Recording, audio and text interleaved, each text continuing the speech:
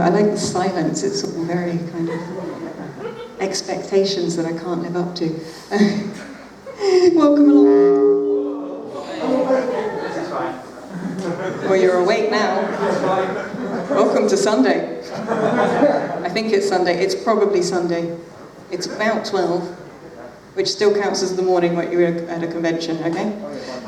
So welcome along. We have a lovely panel of YouTubers and content creators for you today. I shall call them all out. We have the lovely Kim Justice.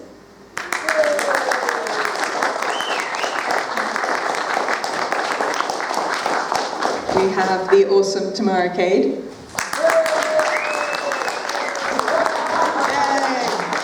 I like it. Enthusiasm on a Sunday morning-ish. That's something I don't have. We have the awesome QuangDX.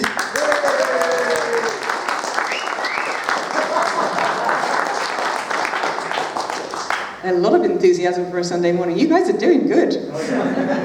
We also have Top Hat Gaming Man.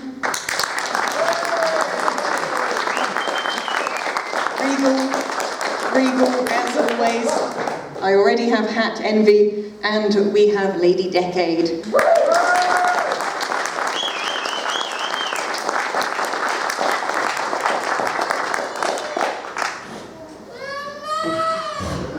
We may have Lady Decade. Now I feel really bad. There is a beautiful small child crying the word mummy.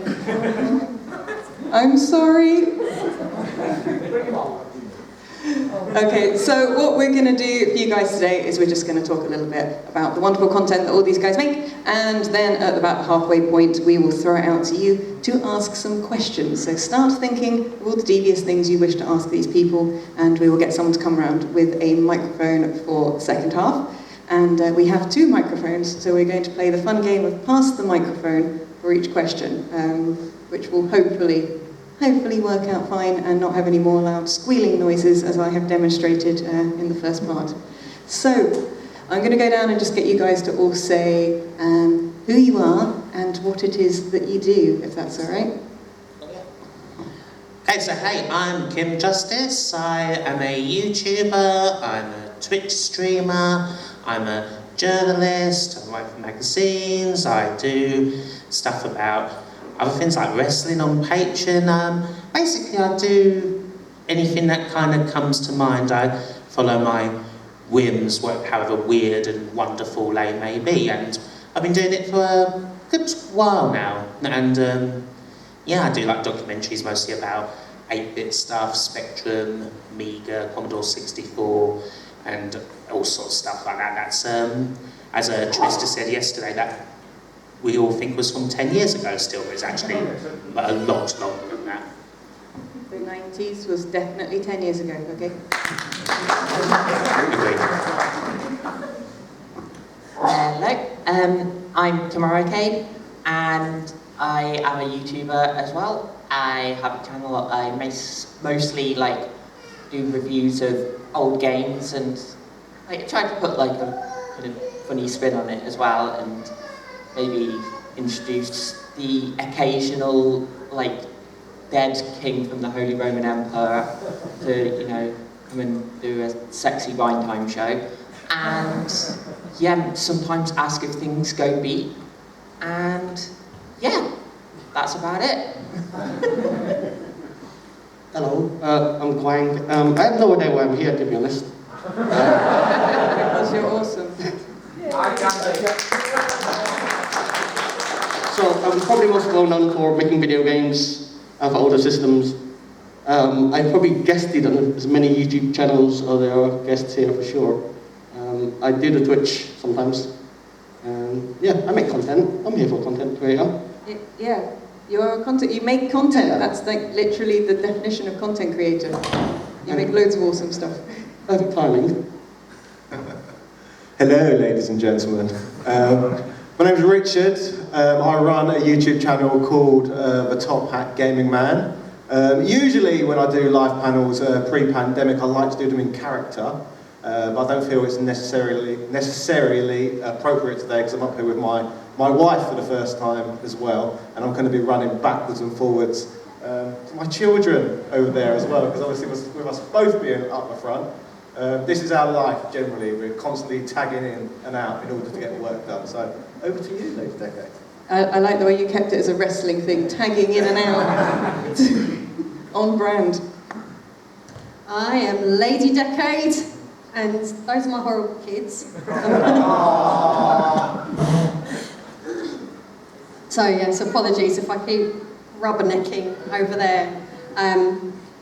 So I am also a YouTuber, and I mostly focus on obscure old titled cancelled games, abandoned projects, weird Sega stuff, and like to present it all in a documentary style documentary. Just you can invent new words, that's okay. Okay, and they're all, yeah, basically a lot of people seem to think that I do reviews. I don't review stuff as such. It's mainly talking about the development and how one project got from point A to point B. But yes, just as Top Hat just said, if I suddenly whoosh over there, that's because I haven't raised my children right. I can't really comment on that. That's put me in a very awkward position as a presenter and as your friend. But the children are at least 50% lovely. I won't say which 50%. And now I have no friends. I would like to just say a massive, massive thank you though to Novabug and Retrofix, who have just stepped in massively, best friends ever, to help look after my children. So you should definitely jump over to their channel and their shop, which is over in the shopping mall on the other side of the building. I like it. Already shouting out other creators, because that's one of the things that we have, I think, in the retro gaming community is, I feel like it is one of the sort of YouTube and streaming communities that feels a bit less competitive, which is one of the reasons that I have loved doing content in those areas and streaming in those areas. It feels very much like a shared passion that we all have, and you will very often find people who will go like, oh, if you like this, you will also like this other person. And that's something I definitely have enjoyed about being part of the retro scene myself, and pushed some of my content, I think, more in that direction because of just how welcoming it was, and the fact that people were okay with the fact I was terrible at the games, because some of them are hard as nails. Kids today, you get 3 lives and you're out, mate. You know, there's none of this hide behind a blockade and suddenly your health comes back. So I do like the fact that they were already shouting out other people. I would like to give a bit of a background for people of who you guys are, and I'm going to start with the obvious question of what was it that got you into making content? Okay, so I kind of originally, I was doing like just stuff on like old message boards, you know, what we had in the days before Twitter and Facebook just took over everything. I used to gab about games on there. And then I started doing, in about 2011, I started a university degree in like TV production, soap screen media and stuff like that. And I did that for a while, and then in the summer break I thought, well, I need to keep my skills, you know, up and going. So I just decided to make a YouTube channel where I was just talking about old Sega games, things like Space Harrier 2, Super Thunderblade, Strider, stuff like that. And yeah, gradually I started to get a bit more notice, and like people started to notice the videos and enjoy them, and it was like, oh, people seem like, and it just kind of spiraled from there, or upwards or downwards, depending on your opinion, I guess. And so yeah, that's kind of what got me started doing the old game reviews and then getting into the community, really. So for me, basically, is, well, I've always really enjoyed video games. Like, I've been playing them pretty much since I was born, really. So it's always been an interest that's been there throughout my whole life. And then as I got older, I started collecting games and collecting older systems and things and getting a collection. And also then started watching a lot of YouTube and seeing content that they were making and really enjoying it. And also thinking, oh, that looks like it could be fun. Let's give that a go. And yeah, I did. And yeah, that's it really, to be honest. And we're very glad you did, because your content is wonderful. Oh, thank you very much. And it is lovely to see people reviewing slightly more obscure things. And I you know, I've watched your review of the Clockwork Knight on Saturn multiple times. Oh, thank you. So, because they are very, very good fun, and it shows that you have a big passion for what you're doing. Quang, you have ended up making a lot of content, a lot of it, I think, almost by accident. Yeah, I guess with the retro community, again, we talked about the retro community being so great in sharing. A big part of what I was doing was I became a collector about 20 years ago, and I got collecting more and more rare consoles, and I thought, how do I share this with the community? So I making really small YouTube videos just showing them off, usually like unboxings and things like that. Nothing impressive, I don't have any production skills. But various people would see them, and because I would be the only video result for that console. And then I was asked to come along to other people's channels. I've been on your channel a few times. Mr. Biffo, Digitizer, Octavius, I've been on a bunch of channels. But it's great to be able to give back to the community and be part of that. And then I guess creating content is a big part of what Twitch is. And over lockdown, a lot of us obviously locked away in our houses. So Twitch was a great way to reach out to the community and still be involved in that. Yeah, because you're doing a lot of coding videos and sort of doing things on Twitch, which obviously allow people to kind of either work along with you or learn from you, and that's a really good thing. And I've seen more and more people doing those coding on Twitch, so other people can kind of ask questions or just sometimes just watch and have it something in the background, so that they felt like they weren't working alone during the pandemic, which is a really good resource for people. How about you? How did you start off with the YouTube channel? Why did this occur? Okay, if we go really far back, like everyone pretty much sitting here, I was into gaming as a child, really, really into it. But apart from that as well, I had a passion for making like stupid videos from when I was really young as well. My father introduced me to his video camera, and we had mixer boards at home, so I learned how to edit from VHS tape, the VHS tape. So I was making basically just content for fun, like years before there even was a YouTube. Got to about 17 years old, I did a national diploma in video production at Colchester Institute. I thought about going on to study at university past that point. I thought, it seems a little bit competitive. I don't know whether I want to try and break into the television industry, so I decided to do a management degree instead. Now, I guess this is where the story gets a little bit stranger. I decided to take up professional wrestling as a part-time hobby. And then I ended up wrestling around like the British independent scene for a decade. Got to do some work with TNA wrestling, if anyone's familiar with those.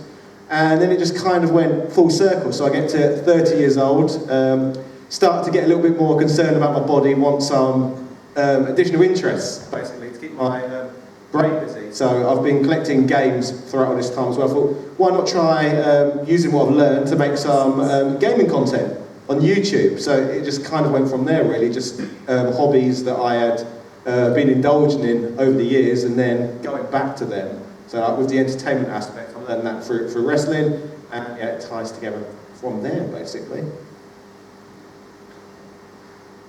Basically, he had a midlife crisis at 30. It was YouTube or a really fancy sports car, wasn't it? And you can't fit the kids in the sports car. It was YouTube, or he'd find something more fun than me.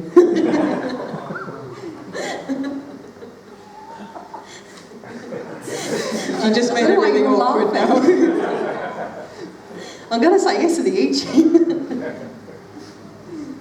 But thankfully, you are amazing, and the story has a happy ending. And how did you end up on YouTube when you weren't just trying to make things very, very awkward as a couple on panels? Well, this goes before attracting with children. Basically, I suppose this actually starts back when I was a child. I used to game with my nan, and sort of some of I've got early memories of, for example, playing games on her SNES, and then she also had a Mega Drive for a short while. I remember playing games on that.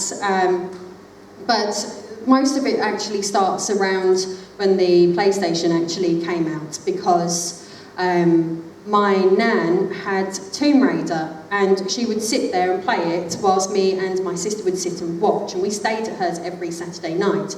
So as the years went on, we started inheriting the tech from my nan as she upgraded, not upgraded. This is why it takes me a really long time to do my voiceovers. So basically, yeah, we carried on gaming just as a byproduct of my nan, my mum not overly sort of approving too much. I actually had a PlayStation for about 10 years without a memory card, and so yeah, and no second controller. So that was always interesting. So skipping forward, meet Richard, end up being introduced to his game collection. What about you worked in GameStation, didn't you? Oh yeah, that's an important thing. I actually worked in GameStation for a short while. It was memorable then. It was a Christmas job. Oh yeah, I remember those, yeah. Yeah, so I was working there when I met Richard, and then when he had his midlife crisis, he needed someone to work the camera. So that's kind of where the behind the scenes worked on that. So I was working behind the camera, I was helping with script writing, and then once I'd formally tracked him with being pregnant, I'd said to him,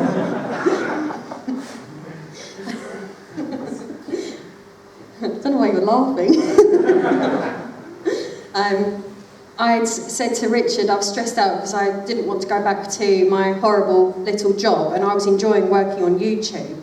So he said, well, why don't you just have your own little channel then? So I started the Lady Decades channel after I had George. But then it turned out that having children was more difficult than I thought, so I wasn't able to sort of pump that much time into it. So that's why it's all been very sort of hit and miss and sporadic until this year. It's sort of the new year came in this year, and I said to Richard, I don't want my identity to be nothing but Top Hat Gaming Man's behind the scenes wife. I wanted to have something for me, which was mine, so that people would know who I am as a human and not just a mum. I obviously do like being a mum, entirely writing the mum. Good backpedaling, I like it. Sorry. Just in case they watch this when they're grown up, you know.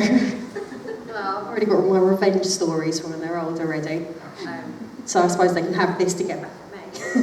But your channel has gone from strength to strength recently since you've been having more time to put into it, and the subscriber numbers just keep going this way at a very fast pace. Oh, did you expect it to just explode like that?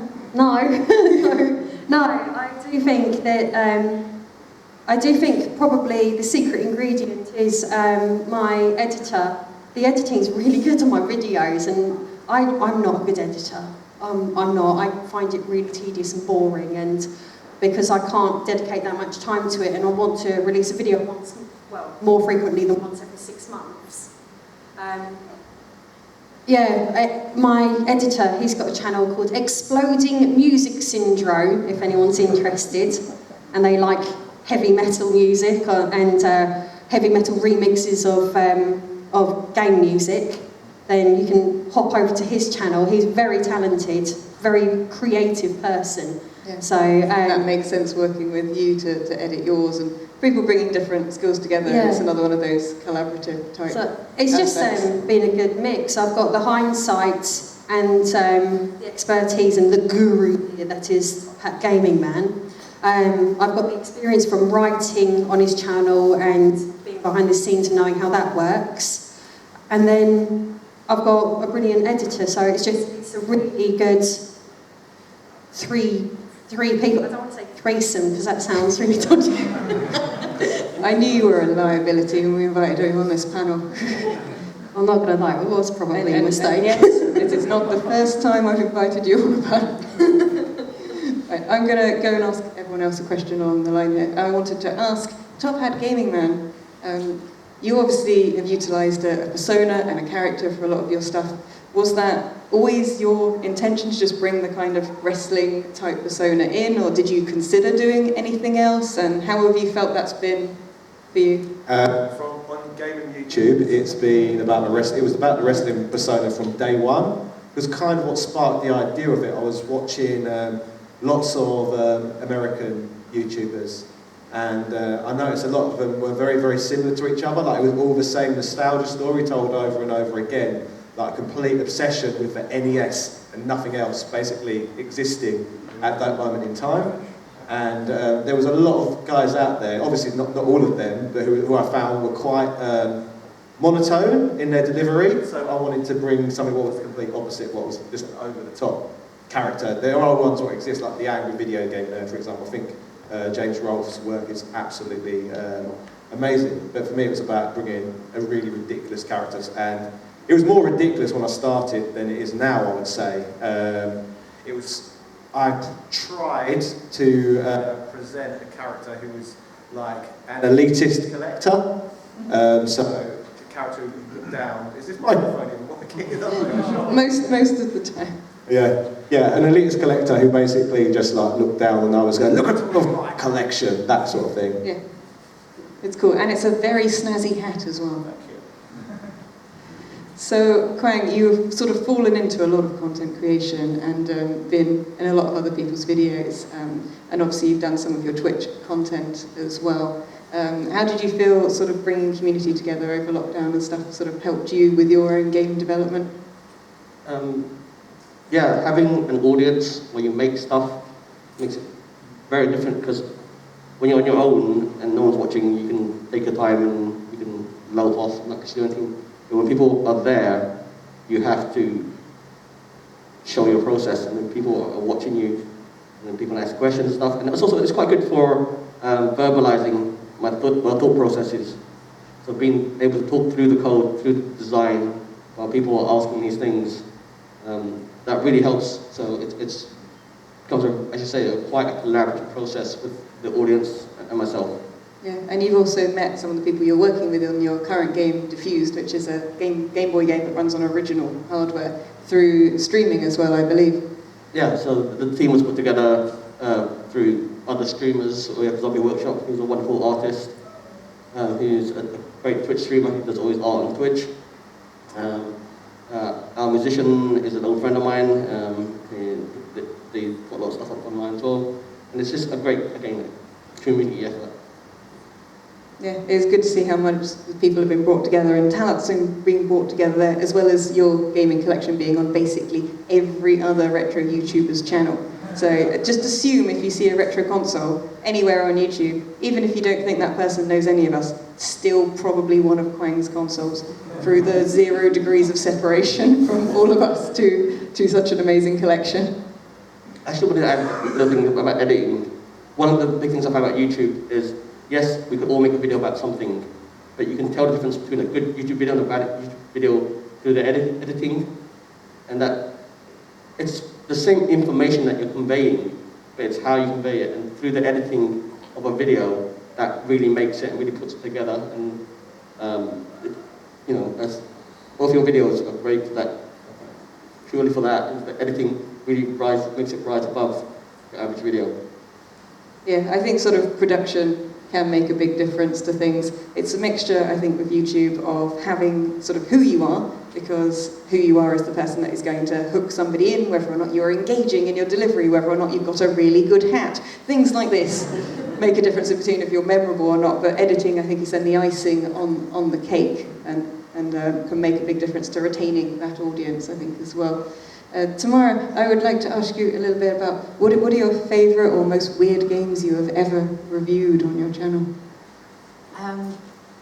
So probably my favourite game I've ever reviewed is probably Shinobi on the Game Gear. Okay. Because that's just an excellent game, and it's one that seems to get overlooked a lot. I think the Game Gear library in general does, because a lot of people just think the Game Gear's just a portable Master System and that all the games are just Master System games, so you might as well play them on that instead. But it does have a lot of really good exclusives as well. Yeah, and it isn't exactly the same hardware in the way a Nomad was a portable Genesis. It's actually a tiny bit different on the hardware. You can play things with an adapter, but it does have its own unique unique games as well. You also got a bit of notice after you made a video about a hedgehog, Yes. but it wasn't Sonic. Yeah. There's more than one gaming hedgehog. How did you discover this shocking fact? And basically, I was on eBay one time looking for Spectrum games, and I saw that and thought, a hedgehog game that isn't Sonic from before Sonic, and I just had to buy it. And then, Isn't the hedgehog like an alcoholic or something? yes, Yeah. yes. That's the one thing that stuck with me from that video, was that I was watching a Sonic the Hedgehog ripped off this other hedgehog, and the other hedgehog is presumably depressed and it's turned to drink. Yeah. You have to drink all the booze before you can complete the game. Yeah, so sending positive messages to children at that point in history. Yeah. A game that wouldn't be made today, I think is how I would describe that one. Kim, I would like to ask you, partly just out of nosiness to be honest, but what sort of future documentaries have you got planned? Is there any big thing you're putting together? Because I remember you sort of going through every game of certain machines and things like that. It was epic tasks. There's a few things that I've got planned on the horizon. I mean, I'm always looking for subjects to make fairly small little videos on. So my next thing's an hour-long video on the making of SimCity, which is obviously an incredibly famous game, but it's always fun to take all the research to find everything for a work like that, and not just to try to go back to the editing thing, not just to put all the facts together like one by one, like, oh, there's this, then this, then this. Like, to me, a lot of the fun of making a video, like, say, SimCity, the one I'm making on, or some of the other stuff that I've made recently, like video I did on Jurassic Park Trespasser, which is an incredibly flawed and yet very ambitious first-person shooter from the 90s.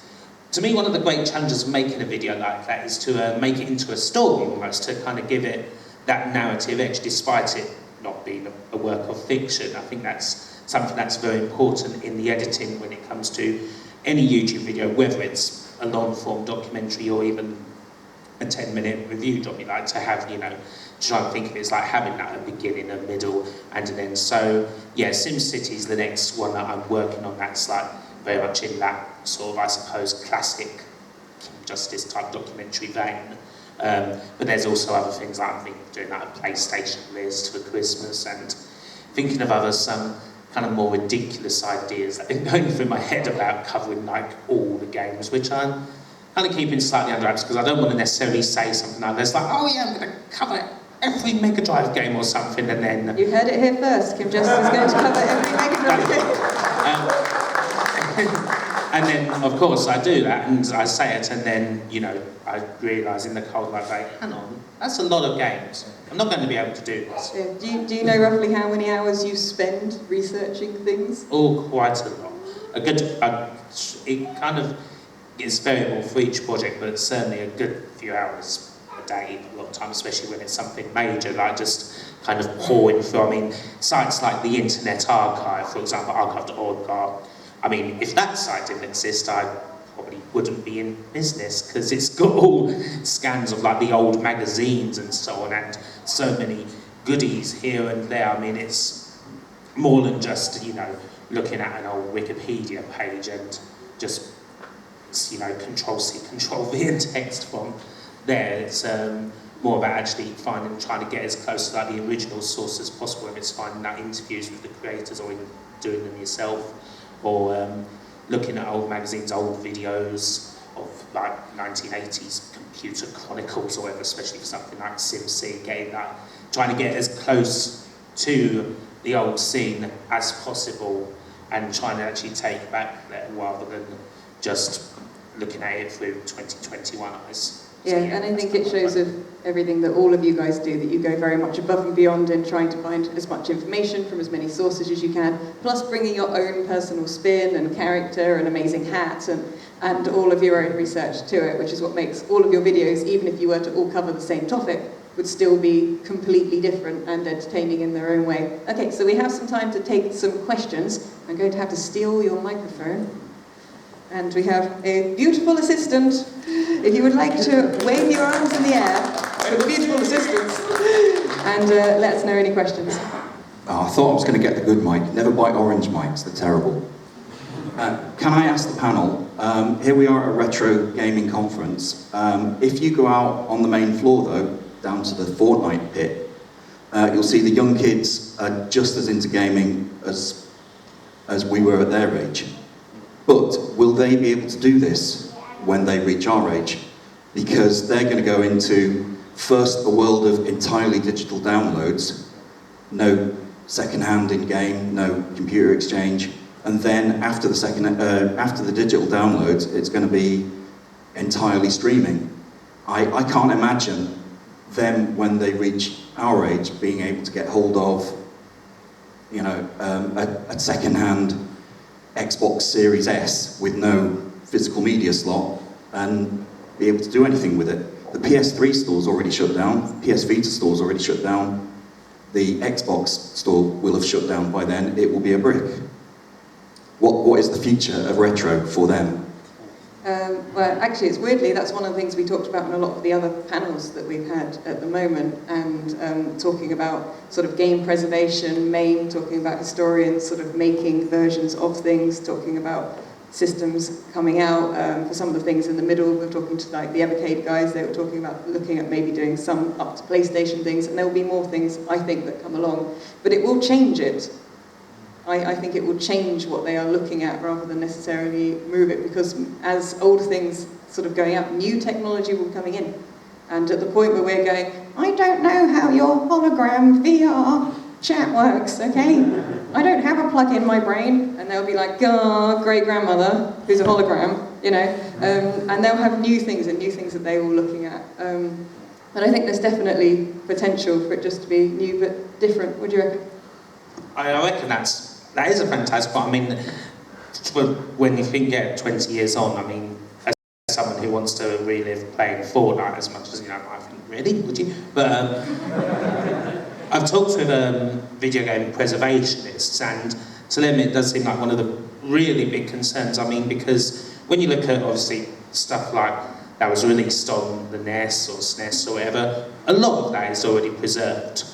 One of the big concerns for preservationists now is preservation of new games, preservation of digital games. Because nowadays we live in a world where thousands of gigabytes of games are released on the app stores, on Steam or wherever, every day. And yes, a lot of it might well be crap. But as someone, Mame Hayes, who was talking yesterday, is very much into preserving that crap, because you never know who someone who makes something like that isn't that very good, where will their career lead from there? They might end up making the next Super Mario Bros. So you never know, do you? But stuff like that is being listed and delisted and pretty much lost forever on a daily basis. So that is it's a big concern for video game preservation right now. And even with things like Fortnite or Minecraft or wherever the big online games are, new versions of those always come out, and these versions can change an awful lot of things about the game. So what happens to those older versions? Because it's not necessarily in the interest of the publisher to keep those old versions around, and now they have much more great power to make sure that those versions are unavailable, like you can't use them online, you can't download them at all. So yeah, it's a big deal, it's a big question, and one that preservationists struggle with every day, is trying to see what they can do to keep the stuff that's been released preserved, because that's just as much, if not even more of a challenge as getting a lot of the old stuff still preserved, in this ever-growing digital world. Any of you guys want to input on that one as well? Yeah, I've got a stupid answer. I like the way you qualify Not that. sensible answer. Okay, do you want to do your sensible answer first? So, games like we know Scott Pilgrim versus the World got delisted ages ago, and they now brought it back. But there was a big movement to archive all the old PS3 online games. So the fans out there are the people who are keeping it alive and making it so. Yes, it's not the official way of preserving it, I guess, but there are people who are passionate about video games and they will make it happen. things like Fantasy Star Online is still playable, even though the servers are long dead gone. People run their own servers. So if there is enough people, enough passion for it, they will make it work. So Fortnite, yes, maybe Epic will stop the servers, but if people want to play Fortnite, they will make it happen. I think I've got a solution. I notice I'm not the only person with children in here. So, what we do is we make a blood pact now.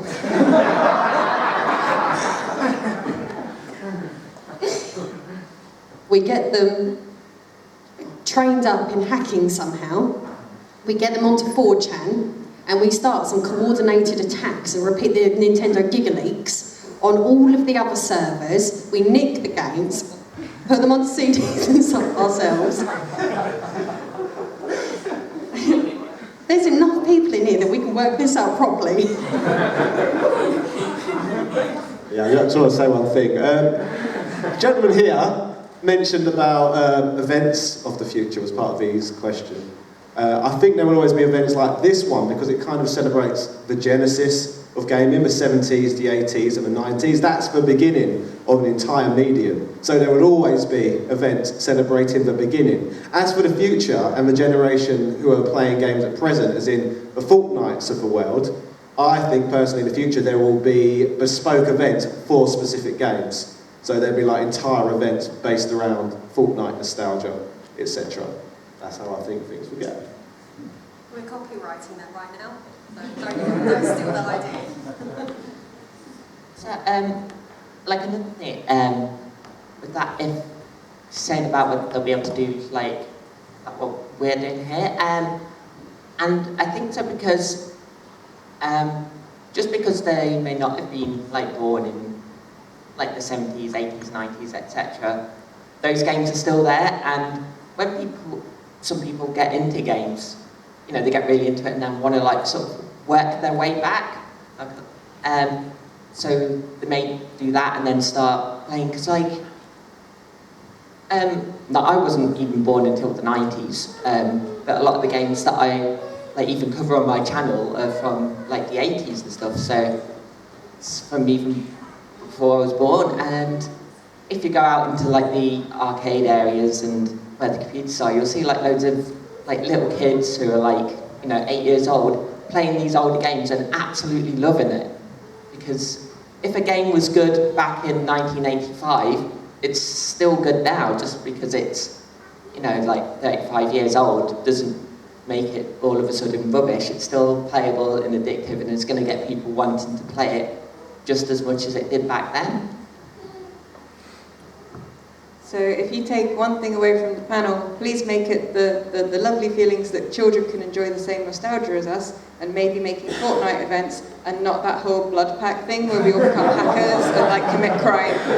So just so you know, Play Expo doesn't actually endorse anything that Lady Decade says. My views are my own. Yes, that's a very good disclaimer. Lady Decade's views are their own. Please don't do any crime. Okay, do we have some more questions? Raise your hands, guys. I've got a couple of questions, if you don't mind. Kim, C64 or Spectrum? Spectrum. Get an applause. Well, there was a bit of doubt there in your mind, I could see that. So, what made you track down the Dreamcast TV?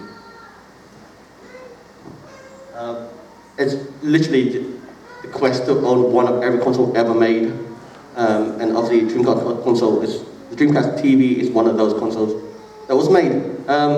It wasn't even a thing that I realised existed till maybe 10 years ago or so. But once you start on this quest to own every console, people will come up to you and go, "Have you got one of these?" And you're like, "I've never even heard of that." So you go to do some research and you add it to your list, and then my list gets bigger. I remember getting to about 70 odd consoles, thinking, I must be nearly finished soon. I'm now at 240 different unique consoles, and I'm not even close to finishing. It's a big collection, but yeah, I got that because it's part of the quest. It was quite funny at the Play Expo Margate where I interviewed Quang off on stage about his collection. That is up on YouTube if you want to check it out. I think it's up on my channel. Trista Bytes, I'm also a YouTuber. Hi. But we had a bit at the end where just people ran around the audience and named things and went, bet you haven't got one of these. And some of them you had 3 of.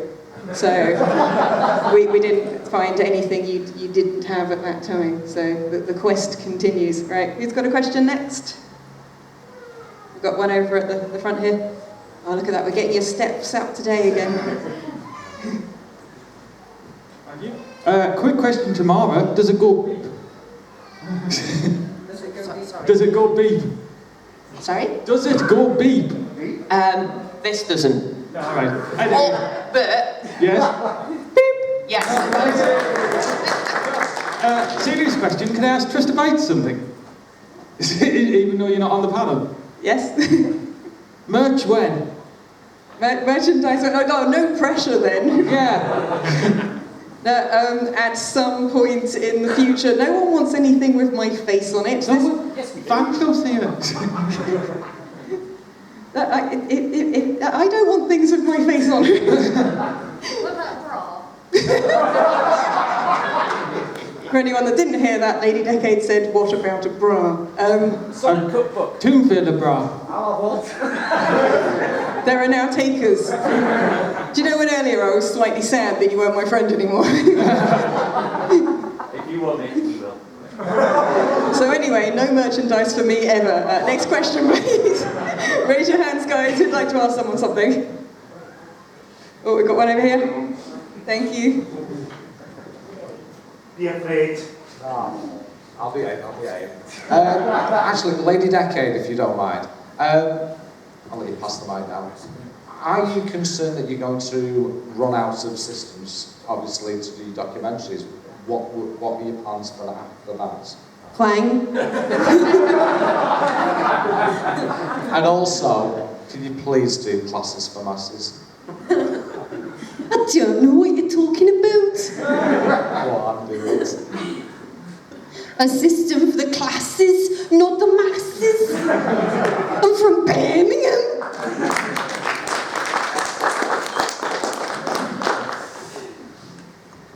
Okay, do we have any more questions? Have we got time maybe for one more?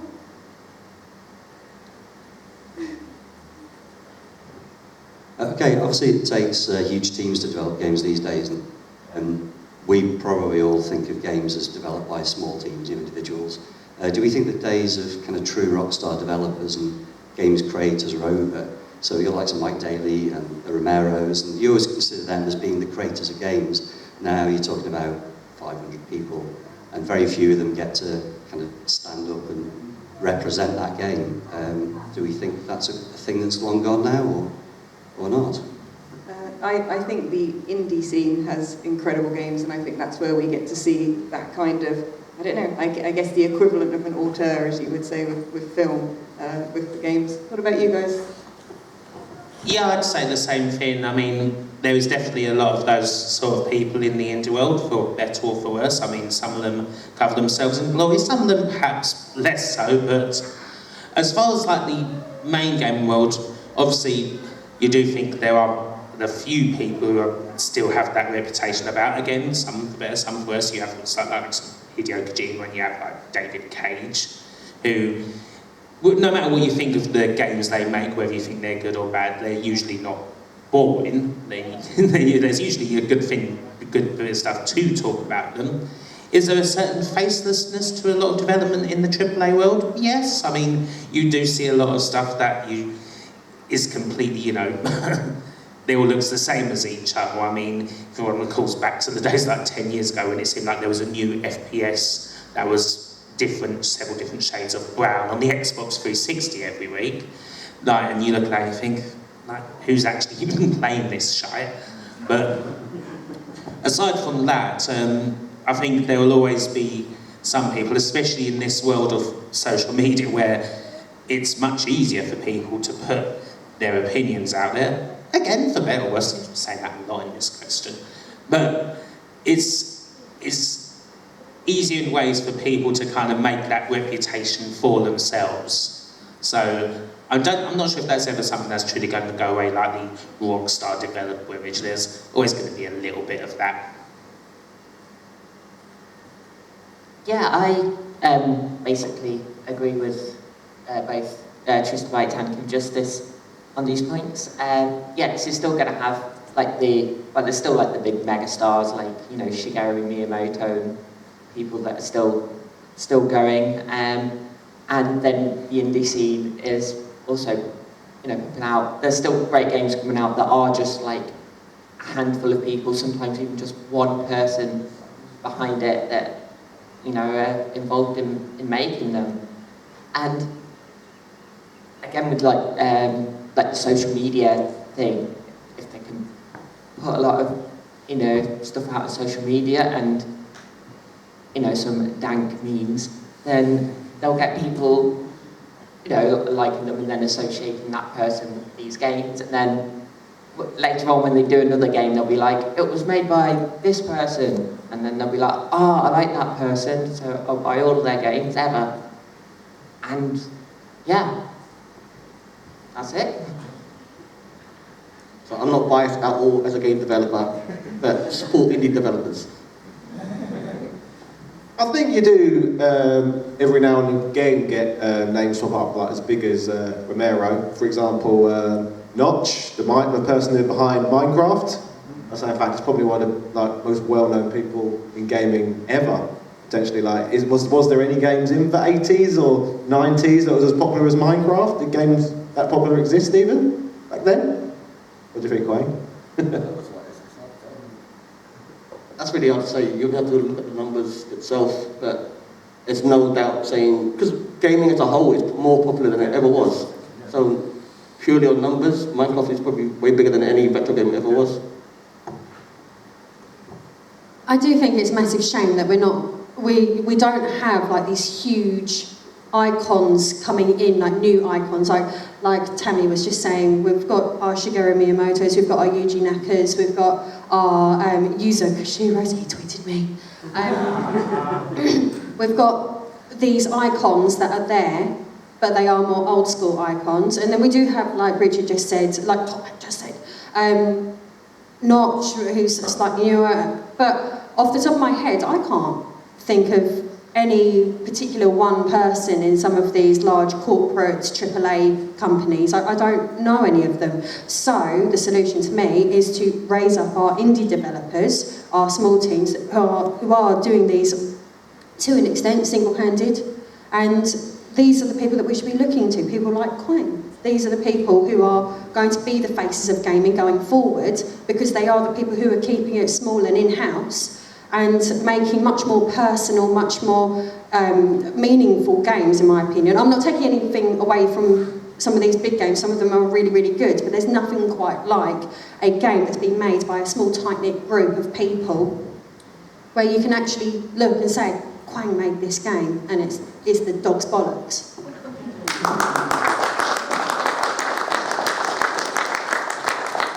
I believe that is also the official Lady Decade review of Quang's latest game, Diffused,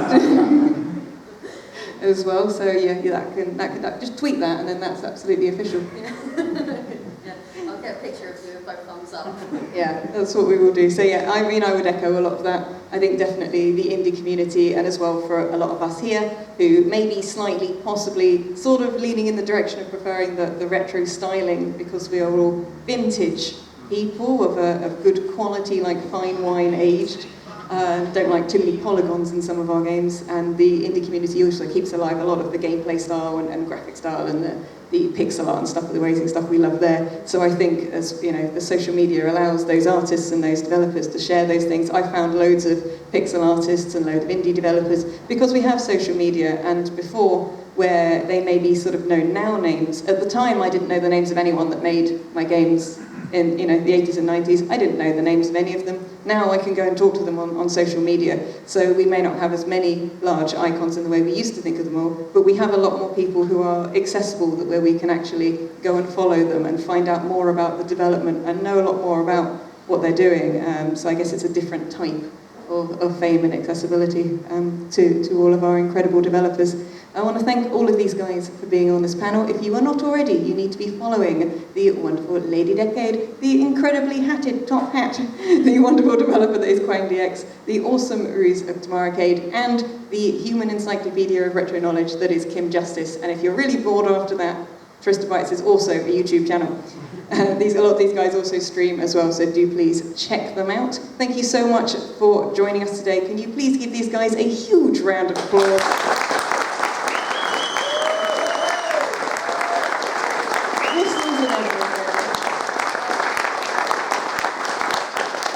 Thank you so much. And if you would like some more entertainment today at 2 p.m, we have Mikey and Janie's retro game show, which is going to be awesome. So do pop by for that as well. I'll see you guys later.